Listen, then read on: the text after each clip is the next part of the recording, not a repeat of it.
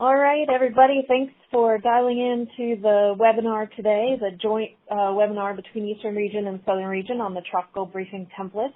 I'm showing 11 o'clock here, so we will go ahead and get started. And on the webinar today, hopefully everybody doesn't have any issues seeing my screen.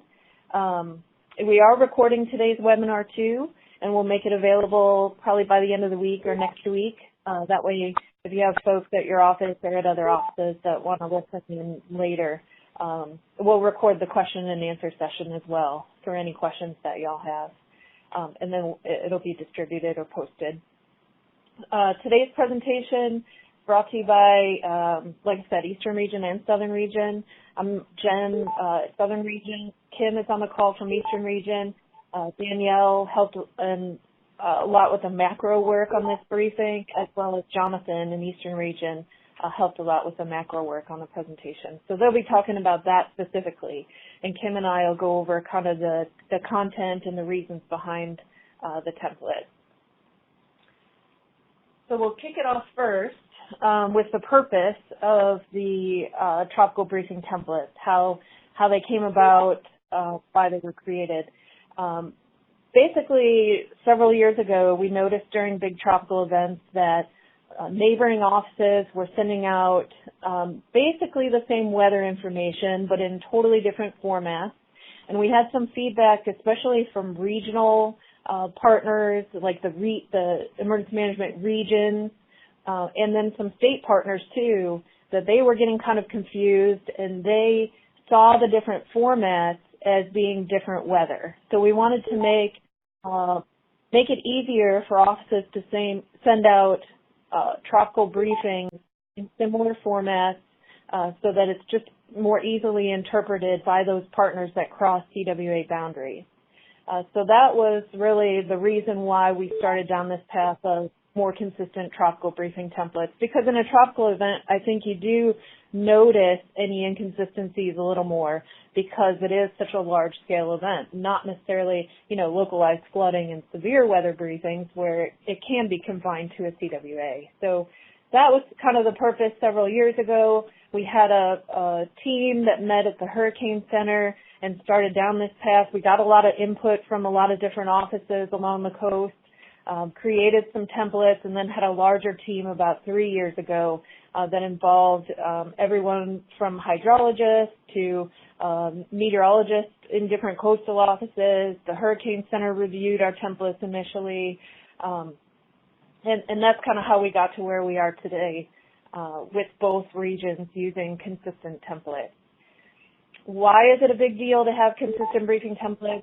Obviously, we know why it's important to be consistent in our weather information, but like I said, with a lot of these regional state-level partners, it is very confusing if we all present the same weather data in totally different ways.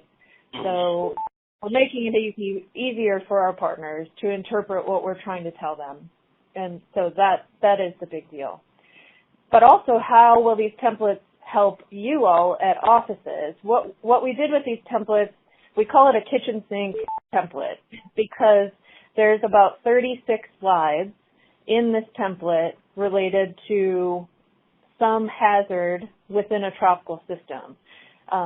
You're not going to use all 36 slides ever, but the macro that's built within this template will help you make the choices on refining those slides down to what you really need. And it also has a lot of principles that were taken from the effective hurricane messaging course regarding the specific products and briefing principles in general. And during a big event, it is tough to consolidate all this information and convey it in the right way. And when you're under a lot of stress at an office and only have 20 minutes to put together a briefing, this is meant as a tool to help you all put together tropical briefing. So with that, where do you find these templates?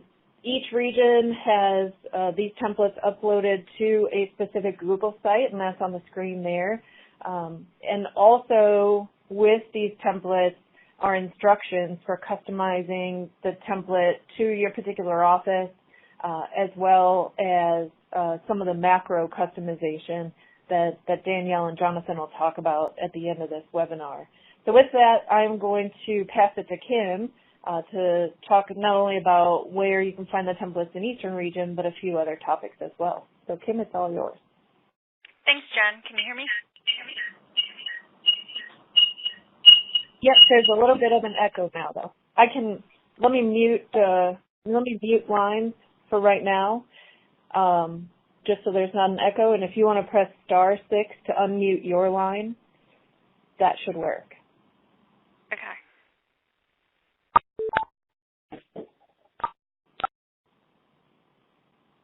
The leader has muted your line. To unmute your line, press #6. Okay. Can you hear me now? Yes, that's much better. Okay, thanks. So first off, I want to thank Southern Region for all their collaboration in creating these slides and working with us to find a consistent presentation that we can use at both regions. In Eastern Region, here's the URL shown on the screen. And for those that have gone to the recently released Eastern Region Tropical Resource Guide Google sites, it's under the Tropical Operation Information tab and the pre-season heading.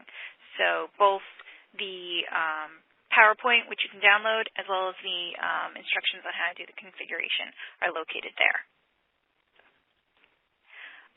So this will be the first year that both Eastern Region and Southern Region will have consistent templates, and Jen already pointed out the advantages of this, of having the same feel for users, especially regional users and state-level users along the border, and just having that one weather service look and feel. These templates are also being utilized throughout the effective hurricane messaging course, so if you've been there, it should look familiar. But there are slight differences depending on which region you're in, be it Southern Region or Eastern Region. So I'll start off with a couple of the differences that we have in Eastern Region, and then I'll hand it over for Southern Region. Just a couple of minor things. This slide that you currently see with the kind of blue and tan banners, just a minor difference. Eastern Region chose to stick with all blue to be a little more consistent with our other program, such as winter program and hydrology program, with regard to the look there. Also, we have a few mandatory slides, which is going to be covered later on, but there are some differences for Southern Region, because they've already used this template. They already have their set policies. In Eastern Region, we just have some policies to keep it consistent with our other programs. Jen, did you want to add to that? Yeah, so Chris McKinney is here to kind of talk about, as far as in Southern Region, the use of these templates.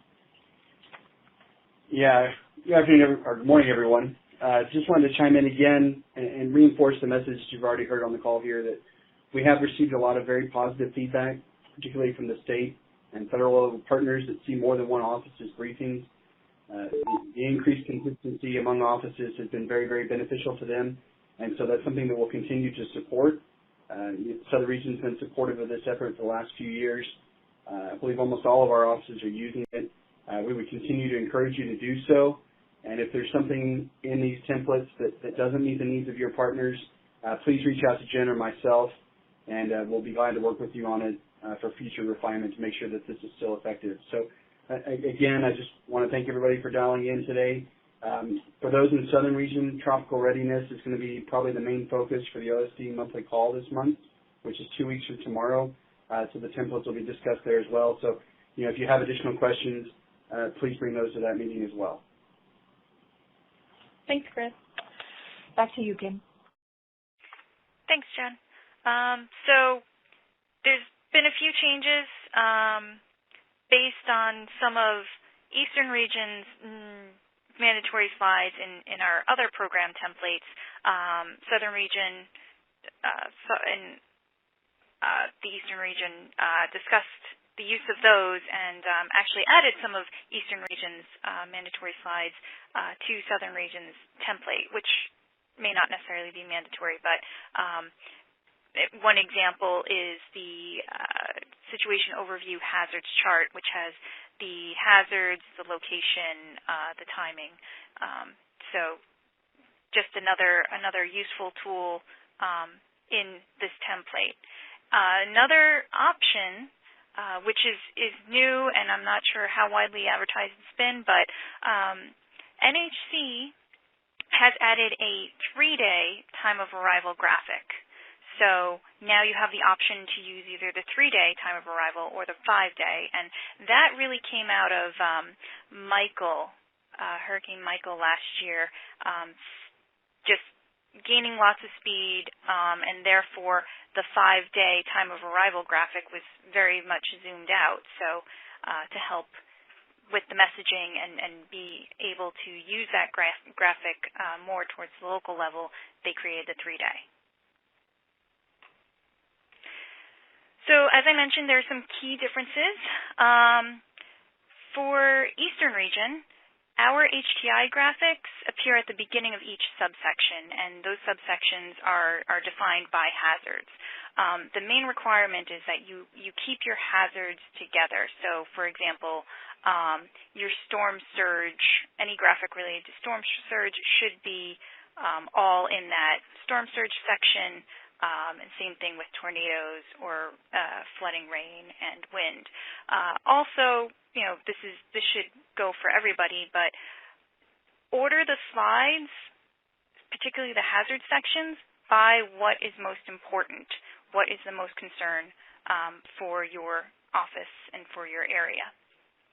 Then we do have some mandatory slides for Eastern region. So the opening and closing slides, or the cover and closing slides, those are always going to be mandatory. It has your title, your office on there. For Eastern region, the opening slide or cover slide will have the What Has Changed box. And then for the closing slide, the main difference there is we include what methodology in which the next briefing will occur. Will it be an email or will it be a webinar? A couple of other slides that are mandatory. I mentioned the situation overview chart. So that is, again, that hazards chart that lists the hazards, the impacts, location, and timing. There's also the situation overview track or cone, and the threat level hazards bar chart. So that's kind of the equivalent of the arrows chart in our other programs, but in this case, there are the bars going up at the bar graph instead of moving the arrow, and you can use the macros to select what threat level you want for those bars. The last thing is the key takeaways slide. This is usually known as the summary slide in Eastern region, but we've changed the title in Eastern region to key takeaways, so that way you're not trying to include everything you just covered on that on the second to last slide. Other things to note, there are some speaker notes on slides that are Eastern region specific. So this includes links to specific hydrographics and MMEFS. Then I also mentioned the minor styling differences of having the banner in Eastern region be all blue instead of the blue and tan. I think that covers pretty much all the key differences. Thank you, Kim. You're welcome. So, well, first I'll pause there. Are there any questions about the templates themselves or their use?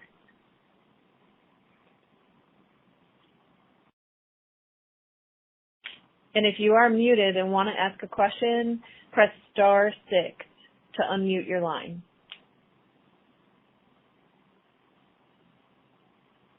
Okay.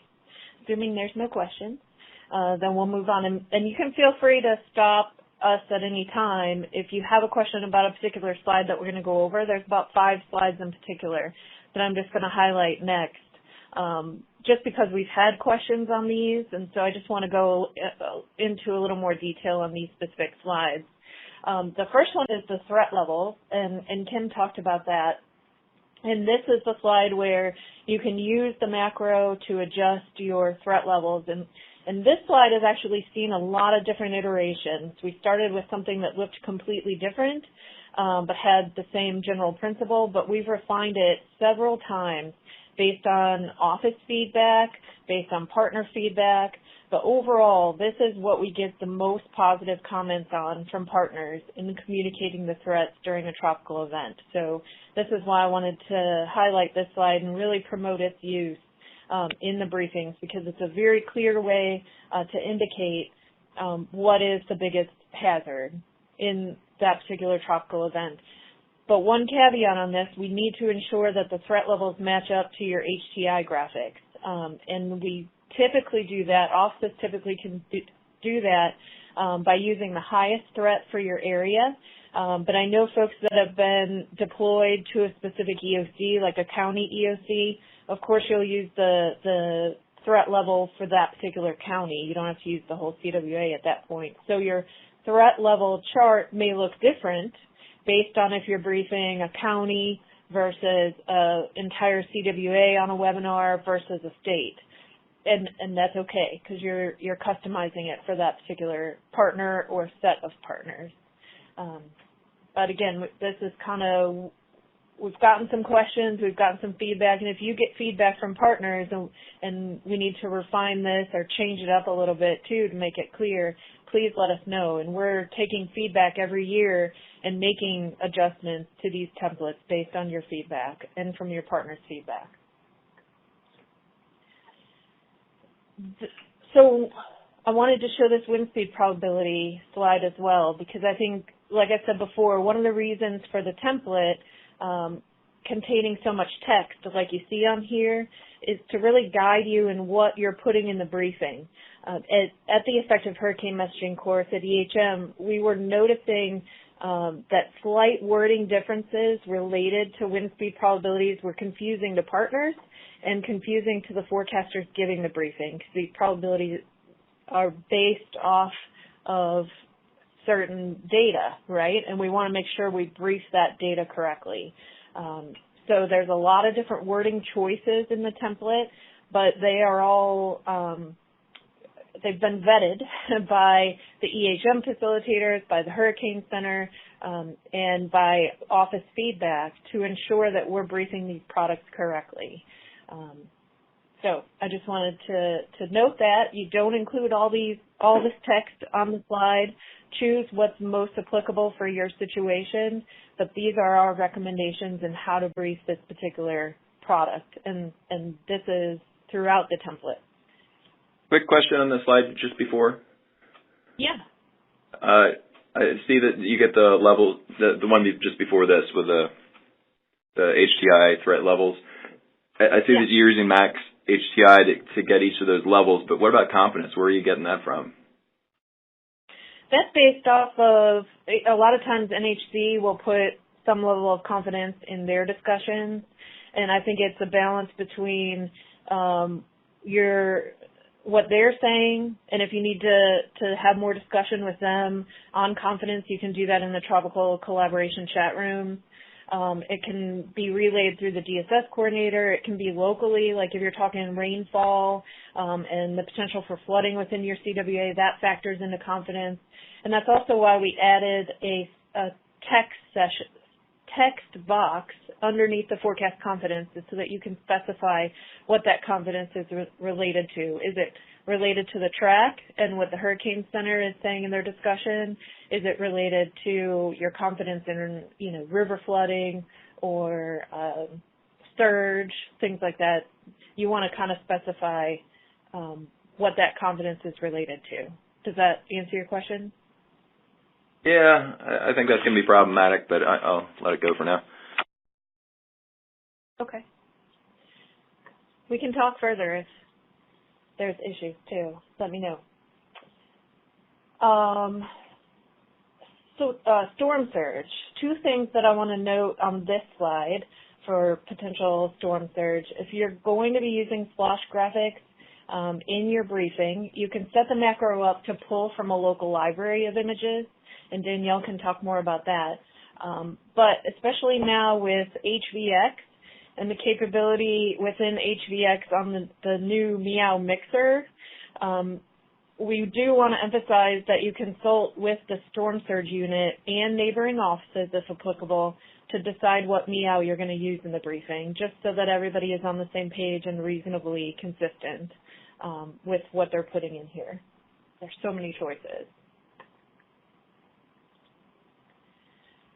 And then this is another surge slide in the briefing in which we try to include enough suggested wording and slide format to make sure that the product is being conveyed accurately. Because I know this is confusing. It's difficult for forecasters, especially in the moment in a high-stress situation, to make sure that we're briefing this in the right way. So we do want to make sure that you emphasize that note at the bottom of the graphic with the caveats of this product. And also, we want to make sure you utilize your TCV for wording choices, not just on this slide, but on other slides too. When you're talking about timing, all of these words that you're talking about, amounts and timing and impacts, should be consistent with your TCV product. And actually, it really makes it a lot easier to just pull from the TCV on a lot of this stuff too. And then this is kind of the last slide that I just want to go over in any detail. I included a slide with the notes view shown here because I want to make sure that everybody knows there are pretty valuable resources and best practices in the notes section of most of these slides. This is one where it talks about the recommended time period when discussing the onset of tropical storm force winds, if you're going to use a table like this, and it's all based on time from landfall. You don't have to use this slide necessarily in your briefings. We know it's a lot of words. Some offices say that their partners love it, and that's why we included it in the template. But the principles on that wording as far as timing apply to any other slide where you're discussing time periods of the onset of winds. So I'm going to pause here and ask, for those that have seen the template already or any of the slides that we just went over, are there any questions on the content of the material in the template?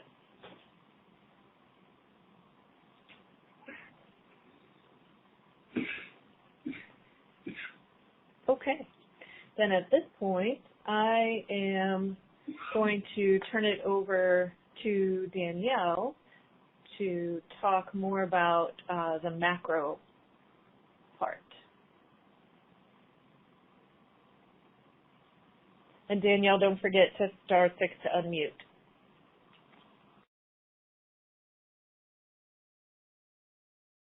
Okay, can you hear me? All right, yes. Can you hear me now? All right, excellent. Okay, let me just a second get my screen shared. Okay, are you seeing my screen now? Yes, we are. Okay. All right, so I'm just going to go over a few things with the macro. The first thing is that for the instruction slide, it just needs to stay there. It stays hidden so that if you save your presentation off as a PDF, it's not going to show up. When you save the PowerPoints as PDF, only the slides that are unhidden show up, so you don't need to worry about that. And another really important thing is that when you're running the macro and creating your briefings, if you want to use the template again instead of starting over from scratch, you cannot add or delete slides. The way that these PowerPoint macros work, they're very finicky. If you add or delete slides and then the macro tries to do something with a slide that doesn't exist, it will choke. So don't add or just delete slides, and don't delete text boxes either, because it does interact with some text boxes as well. So the idea here is to grab as many images as possible without having to have you go out and get the images, copy them, paste them into the PowerPoint. And PowerPoint has the insert and link feature, but that only works for static images and static links. So this macro basically allows us to build build semi-static links if they're predictable. So that's one of the benefits of using a macro instead of just auto update linked images. So what it'll look like when you run the macro, Alt F8 launches the macro menu, and the one that you're going to be using most frequently is this update briefing macro. The reset slides you can use after an event to just put all the slides back into the recommended order. But so you're going to double click on it, and it'll give you this form that you basically use to tell the macro which slides you want to update. And I'm just going to go ahead and say that we're in the pre-watch phase just so that I have the options that I need. In the drop-down box, you can pick whatever kind of storm it is. I'm going to be using Andrea, so there's that. Then you pick whatever time your briefing is, and you need to pick the storm number. The storm number is going to be the storm for the season. So, assuming if everything were to develop, then A would be 1, B would be 2, etc. But if something doesn't develop, then the count could be off. So if you have a question about that, you can go to the NHC archive page and just count the number of storms. So once you do that, you need to make sure that you go through all of the different tabs up top, because if you just click update briefing at this point, then there's not going to be any slides that it updates because you didn't tell it to update any of them. So I'm going to go ahead and launch that form again and go through some of the tabs. So again, the different options are going to show up kind of based on which phases you choose. So since I chose the pre-watch, I have the options for those track cones, whereas if it was pre-development, there's no track, so you can't check those cones. So it's pretty dynamic as far as what can be chosen for each phase and things like that. It tries to make sure that that you're not choosing things that aren't available, because if you do, obviously it's not going to be able to pull those images and it's going to choke. One thing that I am going to pull, and I'm going to choose the wind speed probabilities and the earliest onset, because if you'll remember, I think it was Kim mentioned that you have the option for the 3-day or the 5-day. Well, you'll notice that there's no option for 3 or 5 on the form. But when we go to run it, and it is going to choke on the 3-day when I tell it to do it because they didn't do it for Andrea, but it'll ask you, do you want to replace the 5-day wind speed probabilities graphic with the 3-day graphic? And I'll say yes. And then, again, they didn't do the 3-day for Andrea, so it choked, and it tells you that you may need to update it manually. And do I want to replace it with the 5-day or replace the 5-day with the 3-day for the onset? And I'll say no, just so that you can see that it does update. And so when the macro is finished, it tells you that it's finished, and it tells you which slides have been moved to the end of the presentation. And then what it'll also do is it'll also tell you if it had errors on any slides, or if there's any slides that you chose that the macro can't update. This last section here of the finished text box or text message that it pops up, it tells you which ones you still need to go back and update, because either the macro can't do it, in some cases there's just nothing that the macro can do, and or if it had a problem with updating a slide, it'll add that to the list as well. So it kind of tries to help you go through and tell you what you might need to look at again. Once you click OK on that, it asks you if you want to reset the form. I built this in because if I didn't, then every time you'd have to redo the form. Let's say you're working a 12-hour shift and you're going to have to do 3 or 4 different briefings. If you tell it no, then when you relaunch the form, all of the things that you filled out the last time you ran it will still be there. Whereas if we were to tell it, hang on, it's got to,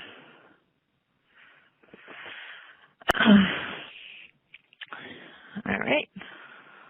Sorry. Once it finishes, you'll see if I tell it, yes, I do want to reset the form, then when I relaunch that form again, I'd have to fill out everything all over again. So that option there at the end is really useful if you're going to be creating several different briefings on the same shift. So that's what that is. People always have questions about that, and that's what that is. As far as what you need to do to use this for your office, there are instructions for updating the, let's see. There's instructions for updating the macro on the Southern Region ROC and I believe on the Eastern Region webpage as well. It's down here in the Tropical Briefing Templates folder. So, and I'm pretty detailed when I write instructions, so hopefully they're pretty easy to follow. But this will allow you to customize the template for your office. Because the one that you're going to download from the regional Google sites is going to be set up for one specific office, and there's things that do change, like radar IDs and office IDs and things like that. So hopefully they're pretty easy to follow. If you have any questions about how to update it, if you're the one that's going to be updating it for your office, please do not hesitate to reach out to me. I have no problem trying to help if there's any problems with that. Are there any questions about how the macro itself works or updating the macro for your offices? And as a reminder, if you have a question, *6 will unmute you.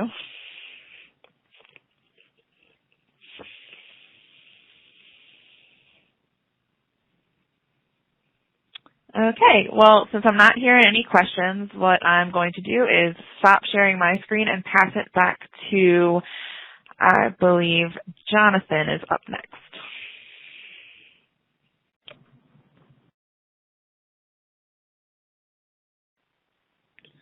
Yes, I am going to, can you hear me? Yes, we can. Okay, great. So I really wanted to quickly go over how to use the placeholder slides in the macro-enabled presentation, because I know Eastern Region offices will be using this for the first time this year, and a common question is how to include locally generated graphics or slides that are particularly useful for the local users that a site may want to include. And as Danielle mentioned, because this has a macro that works with it, you can't just go in and delete or add slides like you're accustomed to with templates in PowerPoint, because the code is looking for specific slides. So that's what the placeholder slides are for, and those are down at the bottom. So those aren't really interacted with by the macro, so sites can do whatever they want with those placeholder slides, and you can put in templates in text or graphics, however you want to do it. The easiest way to get images to upload automatically is to do the insert and link feature when you're inserting an image in PowerPoint. You can either put in a URL as a file name to a image right off of the web, or you can link to an image on the local network drive somewhere.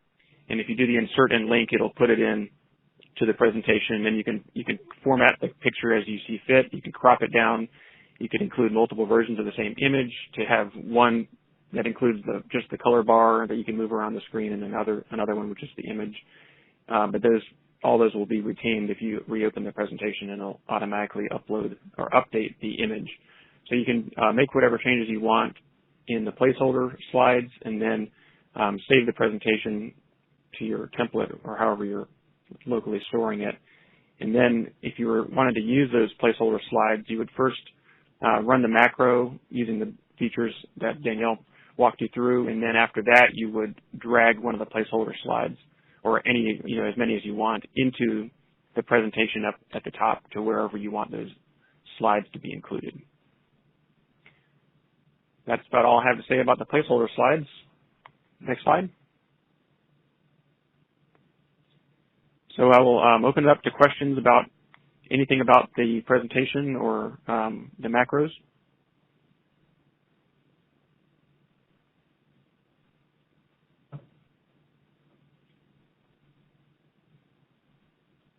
Don't forget to *6 if you want to unmute your line to ask a question. Or if you want to put it in the chat and join me, that would work too. This is Carl in Moorhead. So if we're using those placeholder slides, we're going to have to reorder the slides. What was the last part of that, Carl? Are we going to have to reorder the slides every presentation, or it'll keep the same order from one presentation to the next? I believe you'll have to reorder them every time. Is that correct, Danielle? Sorry, I forgot to take myself off of mute. Yes, that's correct. Because of the way that that PowerPoint works, and because of the way that Visual Basic, which is the language that that these PowerPoint macros use, work, we had to basically throw the placeholder slides to the end every time, or else they would be in random places depending on how you ran the macro, and there would be no way to predict where they'd be. So unfortunately, if you want to reorder slides for a briefing, it would have to be reordered each time. Again, the macro is the main purpose of the macro is to grab the images and save time that way. It's not to produce a completely final product. Okay, thank you. Hi, this is Rob Shedd at Bennett Atlantic RFC. I've got a few questions here. I guess first basic question is this template intended to be used by the RFCs as well?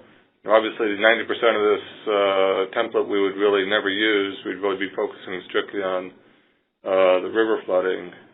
So is the intention that we're also using the same template?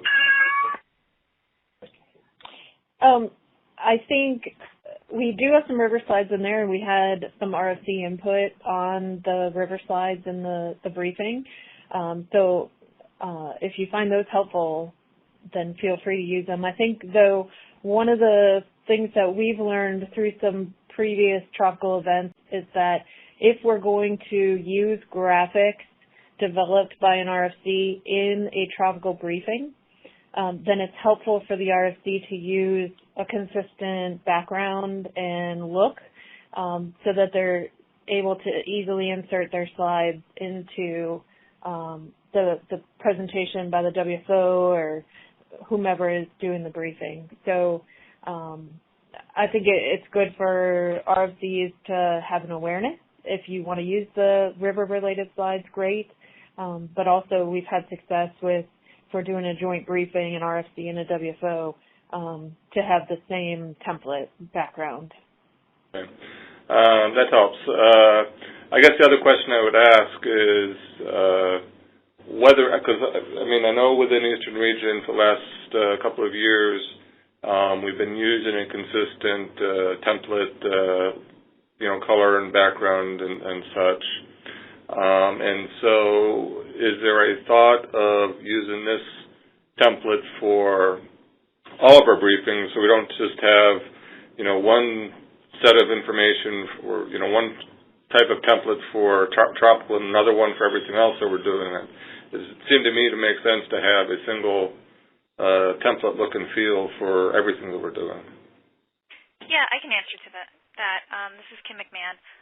So after this tropical season, once we get some feedback from users and you all will reevaluate any changes that need to be made and see how we want to utilize some of that feedback for our other templates as well. So there is a long-term goal of having a similar look and feel for, in the end, all briefing templates, so that way we have that consistency.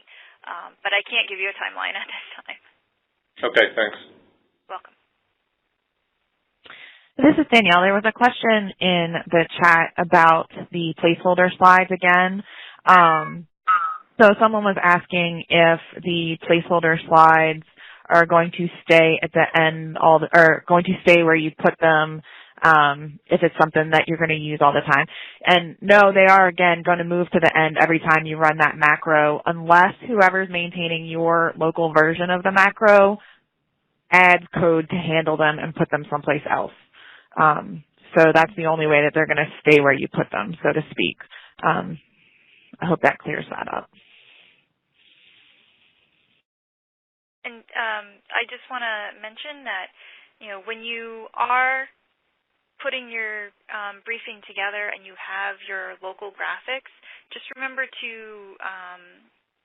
order them so that way they're under the same hazard. So all the storm surge related graphics are consecutive, and then all the wind hazard graphics are consecutive, etc.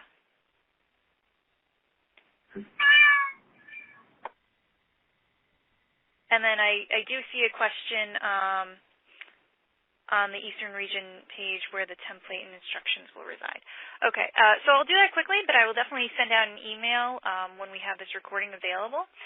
So if you go to the Eastern Region Tropical or Eastern Region Headquarters Tropical Program Guide, there are those in that heading with the different kind of tabs, if you will, and it is if you click on Tropical Operational Information, it'll bring you to a new page, and you'll see the tables with the light blue headings.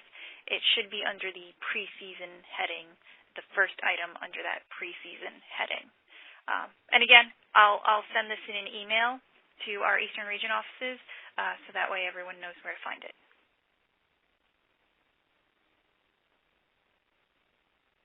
Hey Kim, this is Jeff in Wakefield. Are y'all planning on covering this again at the tropical workshop sessions that y'all are going to be having? Yes, we do. Okay, so you'll because Jonathan can be on the call, but you'll be hitting this again in Raleigh. Yes. Okay. So yes, anyone attending the Eastern Region Tropical Mid-Season Workshops, we will be reviewing the templates and where to find them. Okay.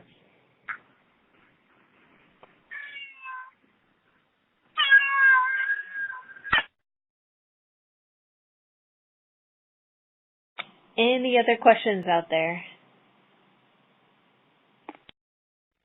Okay, so, we did have a question in the chat.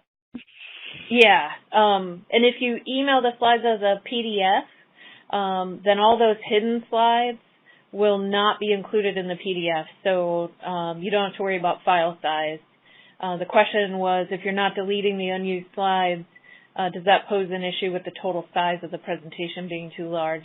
But I think Danielle had mentioned, too, that when you save it as a PDF, all those hidden slides aren't shown and aren't included. So if you're emailing as a PDF, there's no worries.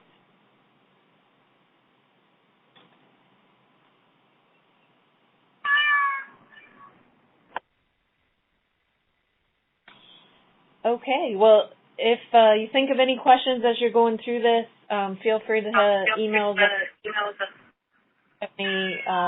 specific concerns. Please do this. I think somebody's chat's going off. Anyhow, that kind of fits for tropical now, I guess. So thank you, everybody, for joining. We appreciate your attendance, and let us know what you think of the templates as you use them this season. Well, hopefully don't as you use them this season. If you do. Thank you. Thank you.